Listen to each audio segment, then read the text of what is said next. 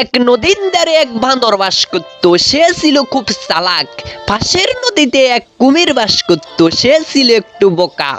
একদিন কুমিরের স্ত্রী তাকে বলল, আমি বান্দরের কলিজা খেতে চাই। কুমির তো দুশ্চিন্তায় পড়ে গেল, সে কিভাবে বান্দরের কলিজা আনবে।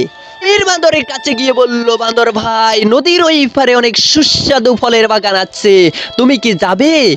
বান্দর তো খুশি, সে কুমিরের পিঠে চড়ে বসলো। মাছ নদীতে গিয়ে বলল কুমির, হা হা হা, আসলে আমি তোমার কলিজা নিতে যাচ্ছি। বান্দর চমকে গেল, সঙ্গে সঙ্গে বুদ্ধি খাটালো। সে হেসে বলল, ওহ কুমির ভাই, তুমি আগে বললে না কেন?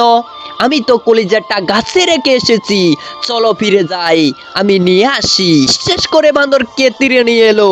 বান্দর লাফিয়ে গাছে উঠে গেল আর বলল, বোকা কুমির, কেউ কি কলিজা গাছের উপর রেখে আসে নাকি? কুমির হতভম্ব আর বান্দর আনন্দে গাছের ডালে লাফাতে লাগলো।